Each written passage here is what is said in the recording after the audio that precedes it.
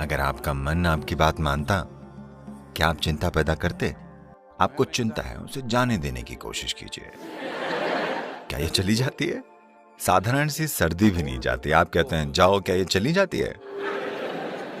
आप अपने मन को वैसे नहीं रख पा रहे हैं जिस तरह से आप उसे चाहते हैं। आपकी बस यही समस्या है। आप देखेंगे कि आपकी आधी चिंता शांत होनी शुरू हो जाएगी। अगर आपका मन आपकी बात मानता, क्या आप चिंता पैदा करते? नहीं। इसलिए जवाबों के लिए कहीं और मत देखिए, कहीं भी दूसरी जगह। बात बस इतनी सी है कि आपका अपना शरीर और मानसिक ढांचा आपकी बात नहीं मान रहे। तो आपने बहुत सी बातें कही, मैंने कोशिश की, और ये पूरी कैलिफोर्निया में जो बड़े बड़े शब्द घूम रहे हैं, खास तौर पर उसे सरेंडर करने के बारे में, इसे जाने देने के बारे में, ऐसी किसी चीज ने एक भी व्यक्ति के लिए काम नहीं किया है कभी भी। क्या इसने किया है, मैं आपसे पूछता हूँ। आपको चिंता है, उसे जाने देने की कोशिश कीजिए। क्या ये चली जाती है? यहां तक कि फ्लू भी, कमबख्त फ्लू तक नहीं जाता। हाँ या ना? साधारण सी सर्दी भी नहीं जाती। आप कहते हैं जाओ, क्या ये चली जाती है? तो उन चीजों को छोड़कर, खास तौर पर, जैसा मैंने कहा है, आपने यूजर मैनुअल को नहीं पढ़ा है कि ये कैसे काम करता है। हमें इस पर ध्यान देना होगा। ये सिस्टम इस तरह से बना है कि अगर आप अपना हाथ ऐसे रखें तो ये एक तरीके से काम करेगा, अगर आप ऐसे करें तो ये दूसरी तरीके से काम करेगा। ये एक अद्भुत प्रक्रिया है। अगर ये कोई सरल चीज होती तो हम इसे छेनी हथौड़ी से कूट पीट कर सही आकार में ले आते, ठीक है? ये बहुत ज्यादा परिष्कृत है। ये मशीन असाधारण रूप से जटिल है।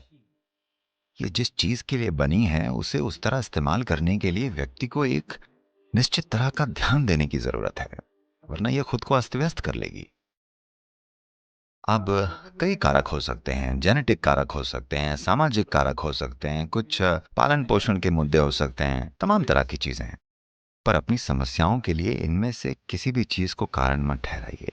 जरूरी बात बस ये है, आप अपने मन को वैसे नहीं रख पा रहे हैं जिस तरह से आप उसे चाहते हैं। आपकी बस यही समस्या है ना?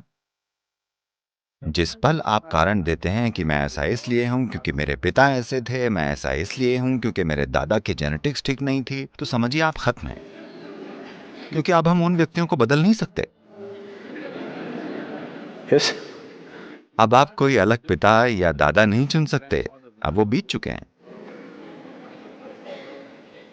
पर आप इसे रूपांतरित कर सकते हैं। आपको यह समझना चाहिए, अब भी इससे कोई फर्क नहीं पड़ता कि आपको चिंता का विकार है। फिर भी अगर आप एक गाजर का टुकड़ा भीतर डालते हैं तो यहाँ एक ऐसी बुद्धिमत्ता है जो एक गाजर को एक मनुष्य में रूपांतरित कर सकती है। इसका मतलब हर रोज आपके भीतर एक नए शरीर का निर्माण हो रहा है ना? टुकड़ों में हर रोज एक नए व्यक्ति का निर्माण हो रहा है।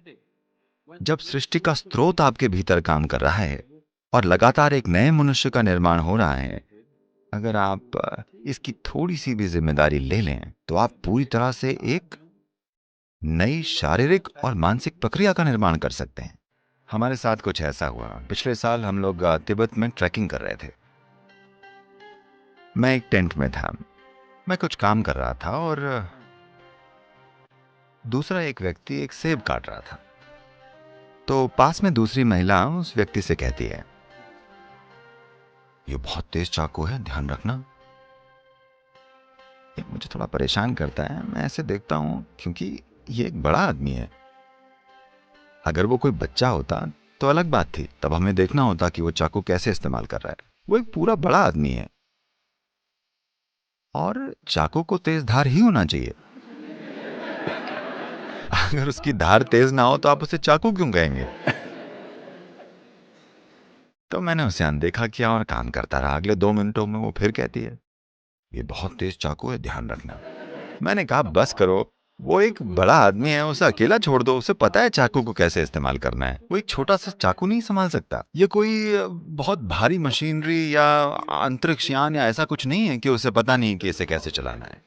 ये एक चाकू है।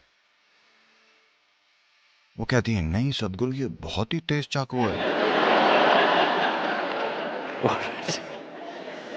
और मैं जो कर रहा था वो करता रहा। अगले 2 मिनटों में वो उससे फुसफुसाती है, बहुत ध्यान रखना, ये बहुत तेज है। और अगले 2 मिनटों में वो अपनी उंगली काट लेता है।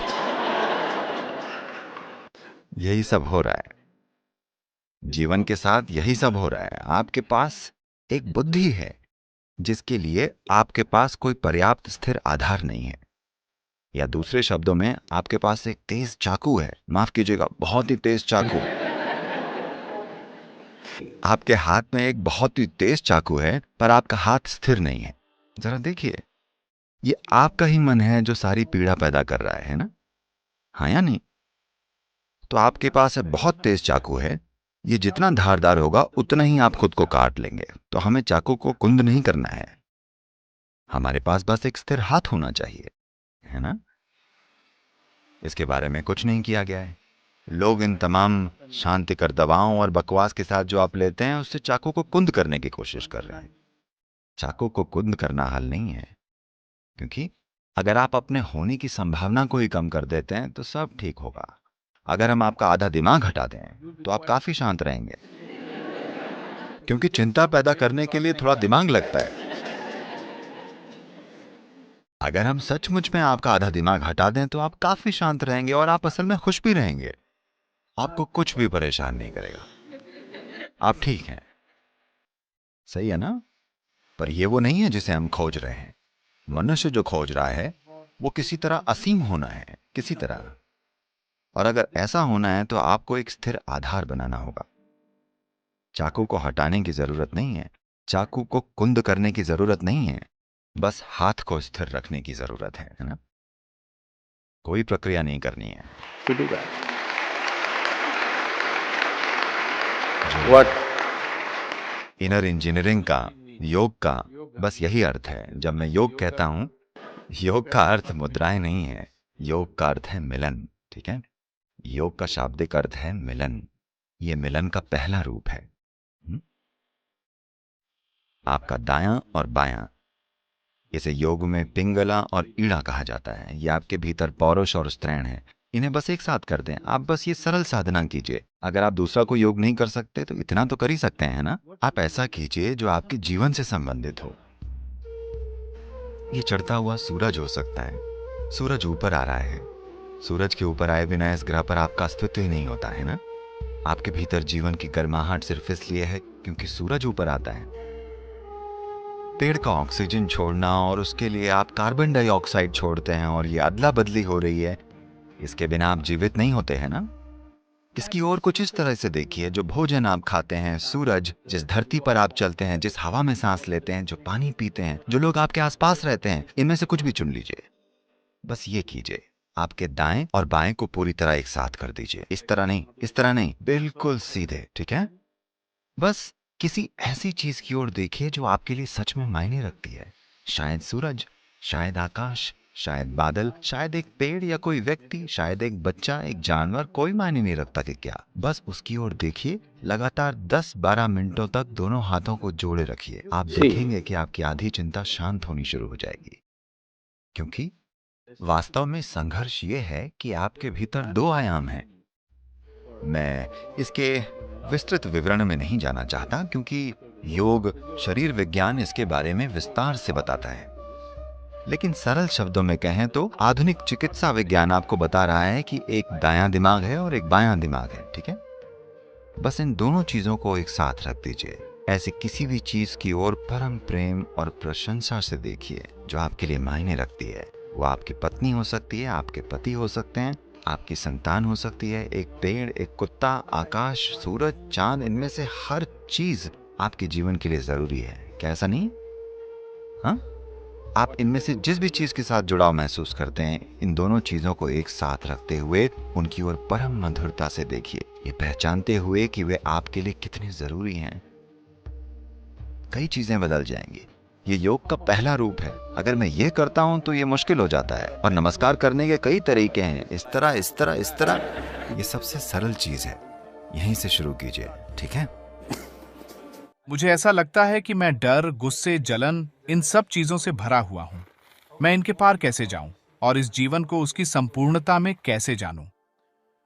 आपको इन सब चीजों के परे नहीं जाना है, आपको बस इन्हें बनाना बंद कर देना है। आपका डर, आपका गुस्सा, ये सब उस मन की उपज हैं जिसकी बागडोर आपके हाथों में नहीं है। आपका मन आनंद पैदा कर सकता है, आपका मन डर पैदा कर सकता है, आपका मन चिंता पैदा कर सकता है, घबराहट, शांति, पीड़ा, परमानंद, ये कुछ भी पैदा कर सकता है। ये वो चीजें बना रहा है जो आप नहीं चाहते हैं, सिर्फ इसलिए क्योंकि आपको इसे संभालना नहीं आता है। किसी को अपने डर को संभालने की कोई जरूरत नहीं है, या गुस्से को, या जो भी हो।